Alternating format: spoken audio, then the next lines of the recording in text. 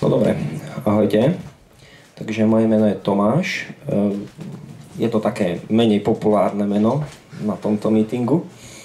A ja som vám dneska prišiel niečo povedať o HTTP hlavičkách a ako zvyšovať bezpečnosť webových aplikácií, hlavne pomocou hlavičiek a ukázať možno aj nejaké triky, ktoré možno niekedy využijete, hej, ale dúfajme, že nie.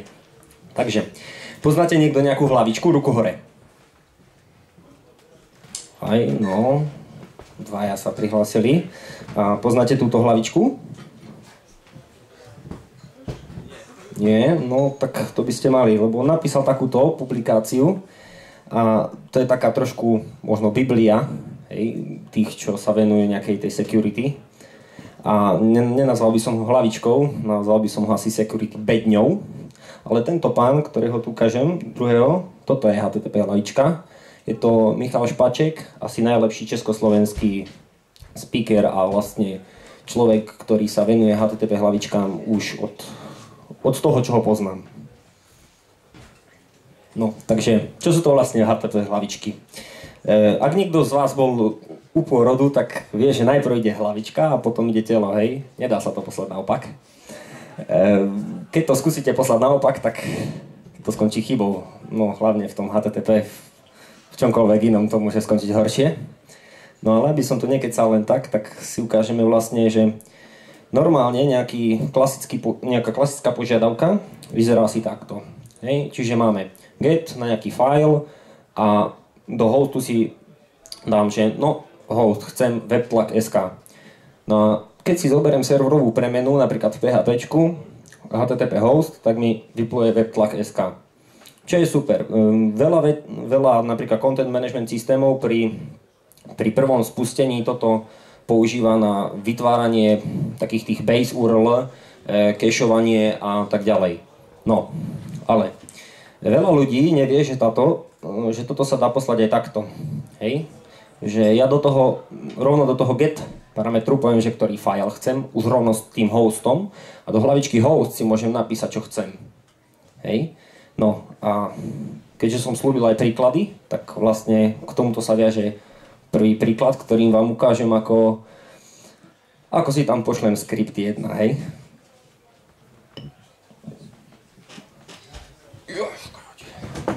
No. Takže ja tu mám pripravený taký príkladík.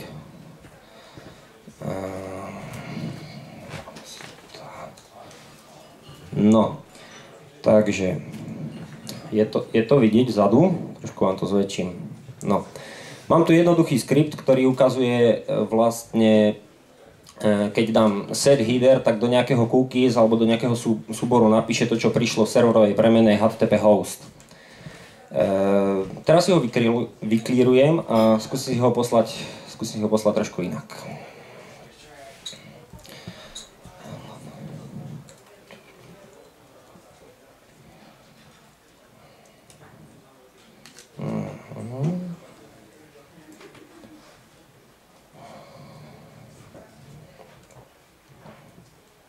Nemusí tu byť také ticho.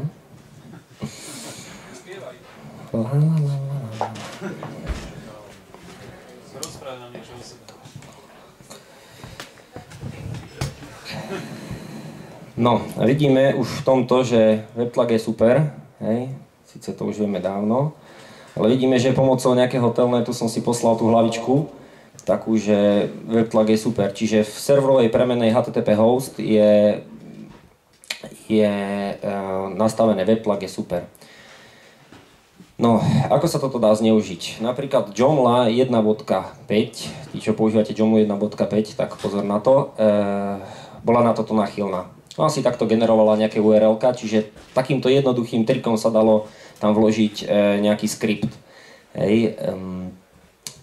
Dnes som zistil akorát veľmi nepríjemnú vec pre mňa, že nejaká aktualizácia novšia, Server Nginx, toto dokáže odchytiť, čiže skript mi nedovolí tam napísať. No, mal som tam pripravené, že si tam napíšem nejaký skript. No, každopádne treba tým pádom všetky tieto serverové premenné ošetrovať tiež klasickým HTTP special chars, čím vlastne zabezpečíme, že by sa nám tam vypísal ten normálne skript ako taký. Hej, lebo nesmieme zabudnúť, že vlastne vstupy, ktoré sú do stránky, sú aj vlastne z tej serverovej strany. No, ďalšou takou technológiou, možno ochrany, kto pozná port knocking? Ruku hore. Jeden, výborne. Technológia hlavne zvaná na takom prístupe. Predstavte si, že sa chcete SSH-čkom pripojiť k nejakému serveru, no a dáte tam port 22 a teraz port 22 mŕtvy, hej. No ale tak nie je otvorený SSH port. No ale ako administrátor viete zaklopať na port 500, 600, 700, zaklopete a zrazu sa vám otvorí.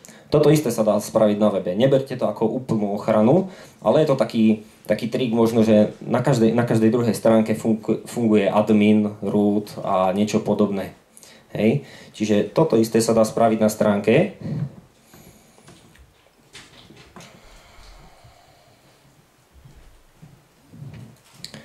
No, krása, nemám tu nič, hej. Čiže zaklopeme si. No, a už na tej adrese admin sa mi objavila administrácia. Čiže vlastne v momente, ako som si zaklopal, tak sa niekam do nejakej sesie uložilo to, že aha, ten človek vie, že má klopať, zaklopal, tak mu otvorím administráciu.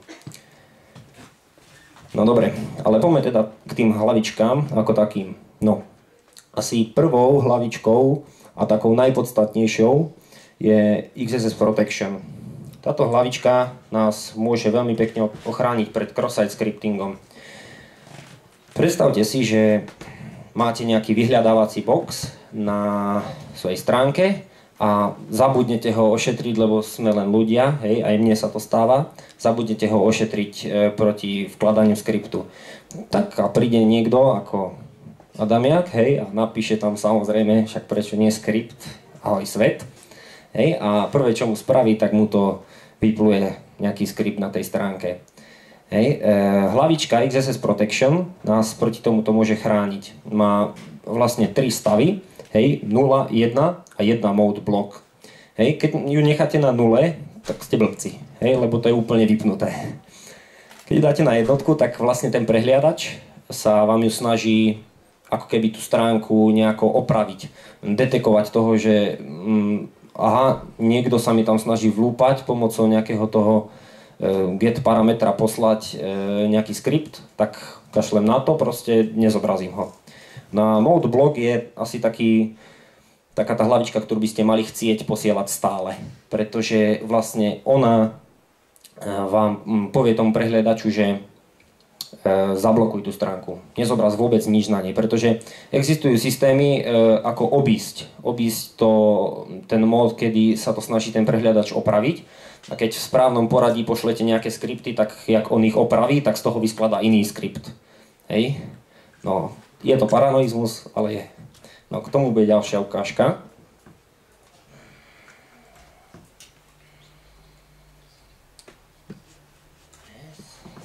No, výborne. Takže cross-site scripting máme vlastne XSS Protection zapnutú. A keď si sem dám rovno, vidíme, že v getovom parametri text, v ktorom sa mi tam malo niečo zobraziť, som napísal script alert 1. XSS Protection som si nastavil na jednotku a mode na block. Hej. Keď si dám bez toho mode block, tak sa mi tá stránka zobrazí. A keď si zobrazíme zdrojový kód tej stránky, tak vidíme, že ten skript tam je, ale ten Chrome ho nezobrazil. Hej. Podotýkam, Chrome ho nezobrazil, hej. Lebo síce náš obľúbený prehliadač Internet Explorer 8 to zaviedol, naozaj bol jeden z prvých, ktorý s tým prišiel, tak to tiež nezobrazí, ale veľmi populárny prehliadač Mozilla Firefox, môžete sa pokrájať a proste vždycky ten skript pustí. Neprišiel som na to prečo, na žiadnom fóre, v žiadnej dokumentácii som sa nedočítal, prečo je to tak. Je to proste tak. No, tak, skript je zlý, to vieme. A pomocou skriptu si môžeme krádnuť cesie, že? No, to je taký klasický útok, že sa nám podarí dostať na stránku nejaký náš skript a ukradnem niekomu sesiu. Preto by sme mali posielať ďalšiu hlavičku a vlastne to je HTTP only, hlavne kvôli cookies. Čiže vlastne týmto zabezpečím to, že budem posielať cookies ako také len pomocou HTTP, že nebude mať k tomu prístup žiadny skript. Hej. Toto je také veľmi, veľmi akože striktne povedané, že čau skriptu. No a keďže už som tým načal tú tému, že ja nemám rád JavaScript, tak teraz to dorazím, lebo JavaScript je zlý. Hej. Ale nie, JavaScript je dobrý. JavaScript je zlý, tak vlastne máme tu Content Security Policy, to je tiež úplne super hlavička, ktorá nám zabezpečuje to, že nebude sa zobrazovať nejaký content na stránke. Dajme tomu, keď mu tam nastavím akože non, tak sa nezobrazí absolútne nič. Čiže akýkoľvek doťahovaný content, či už z vlastných serverov, alebo z googlovských API serverov, z Yahoo, nezobrazí sa, proste je to zablokované hlavičkou ako takou. Keďže však vieme, že JavaScript má aj pozitívne vlastnosti, tak môžeme to odblokovať. Hej. JavaScript má pozitívne vlastnosti napríklad také, že vie nám monitorovať pomocou Google Analytics, že koľko návštev máme na tej našej stránočke, tak si musíme povoliť nejaký ten inline skriptík. Hej. Prípadne, keď veríme nejakému Google API alebo nejakému CDN-ku, ktoré vieme, že naozaj je bezpečné, tak si povolíme práve to jedno. Práve ten link, ktorý je tam. Hej. No, ďalšia ukážka, hej.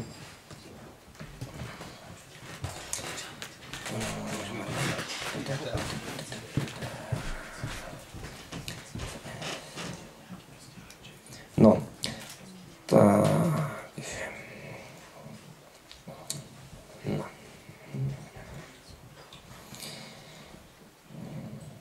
No, teraz vidíme, že vlastne nezobrazil sa mi absolútne žiadny skript na tej stránke, lebo som mu vlastne povedal, že nie, žiadny tam nebude. Hej, keď mu poviem, že len inline, tak vidíme, že jQuery, keďže inline nie je, tak je undefinite, ako také. Inline už je definované. No a keď mu dám ešte aj, že mu dovolím z toho CDN-ka zobrať, alebo čo to tu mám, CDN. Tak vidíme, že vlastne jQuery už je ako dostupné ako také. Hej. No. Preto by sme mali určite posielať aj takúto hlavičku, ktorá je veľmi fajn a dokáže nás ochrániť pred všelijakými tými ruskými hackermi, ktorí nás sledujú cez webové kamery a tak pomocou JavaScriptu. No, tak a teraz kto mi povie z vás, čo je to clickjacking? Prekrývanie iframeu a hrotenie verejných ankiet. Správne, máš bod. Takže presne ako povedal kolega, predstavte si nejakú stránku, napríklad, že si spravíte screen z nejakého YouTube a niekde to zavesíte a teraz to videjko presne, ktoré máte klasický ten iframe YouTubeový, no a teraz ja si ho chcem spustiť, no ale cez neho si dám niečo iné. A ja proste prídem na ten klasický button, že ako idem pustiť, a mi to skočí na nejakú inú porno stránku. Aha, pardon. No. No presne, to nechceme, hej, to nechceme. Preto ďalšou hlavičkou, ktorú by sme určite mali posielať, je X-Frame Option. Tak túto hlavičku napríklad posiela Facebook. Môžeme si to ukázať taktiež, že vlastne mám pripravený skriptík, do ktorého pošlem nejaký frame. Skúsim tam poslať webtlak, ktorý túto hlavičku neposiela, lebo nedali na mňa. A potom tam ukážeme Facebook, kde ja som Markovi volal a ten na mňa dal a ten ju posiela.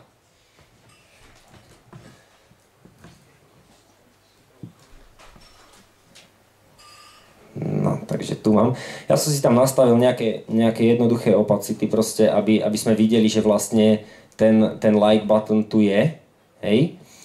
Ale keď to nastavím na nulu, tak ono ho tam naozaj vlastne ten webplug nebude vidieť, bude tam vidieť len ten like button, na ktorý vlastne chceme kliknúť, ale my vlastne klikneme do toho webplugu. Veľmi pekne to je, myslím, vidieť na Pravda.sk.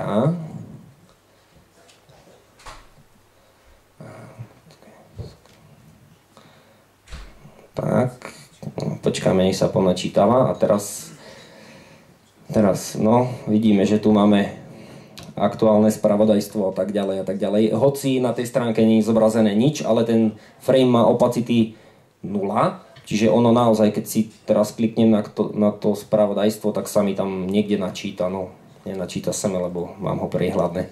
Takže určite X-frame option treba posielať. No, ďalšie dve podstatné hlavičky, to také úplne na záver, sú tieto dve hlavičky, Content Type Option a HTTP Strict Transport Security. Tieto by sme tiež mali chcieť posielať, pretože tá prvá hlavička nám zabezpečuje to, že vlastne ten browser sa nebude snažiť za nás odhadovať, aký je tam obsah. Hej? Sice my mu môžeme povedať, že áno, toto je text plain alebo text HTML, ale môže sa nás pokúsiť niečo iné. A teraz, keď mu to zablokujeme pomocou tejto hlavičky, tak to bude akože... prestane to robiť. Túto hlavičku rešpektuje bohužiaľ len Chrome a Internet Explorer. Všetci ostatní na to kašľú. No a HTTP Strict Transport Security je veľmi pekne vidieť. Ja som si to chcel pripraviť, ale nepodarilo sa mi to, málo času. Facebook túto hlavičku neposiela, Twitter ju posiela. Čiže celá hlavička spočíva v tom, že ona vám nedovolí downgradenúť HTTPS spojenie na HTTP. Hej? Čiže predstavte si takú vec, že zmeňte si taký úplne najjednoduchší systém, zmeňte si systémový čas, hej, posuniete si ho o 2 roky dozadu a pokúsite sa pripojiť na Facebook, tak vám vypluje, že nemám certifikát. Hej? No a vy vám rozumiem rizikám, tým pádom úplne jednoducho downgradenete spojenie na HTTP a idete si na HTTP spojení. Hej? Čiže vlastne máte otvorenú sesiu na najväčšiu sociálnu sieť na svete, ale ide po nešifrovanom. A stačí nejaký šikovný človek, ktorý sa na Wi-Fi, na ktorej ste v Európe, napojí a nejakým Wiresharkom si odchytí vašu sesiu a môže vašim kamarátom posielať, že na aké pornostránky chodíte. No, u Twitteru to nejde. Twitter túto hlavičku posiela a naozaj, keď si vyskúšate toto, čo som hovoril o tom Facebooku, tak nebude sa vám to dať. Proste nepošle vám tam tú možnosť, že rozumiem rizikám. To práve zabezpečuje táto hlavička. No, ja by som vám teda chcel poďakovať za pozornosť. Dúfam, že ste sa niečo nové naučili a hlavne dúfam, že z tohto nebudete mať veľkú hlavu, lebo HTTP hlavičky sú fajn a treba ich posielať. No a priestor na nejaké otázky, len prosím vás, neťažké, hej?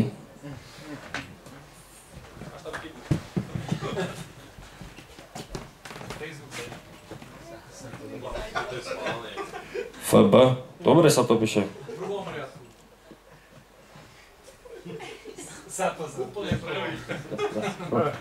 Jaj, no, sorry. Víte, to je toho málo času, tak viete, aj také chyby sa stávajú. Presne hovorím, že ja spravím aj takúto chybu, čiže je úplne logické, že občas spravím takú chybu, že zabudnem ošetriť nejaký, či už serverový alebo getový vstup. Hej. Tomáš, ďakujem pekne za prednášku. Predtým, ako sa opýtate na otázky, tak by sme ti venovali potlesk.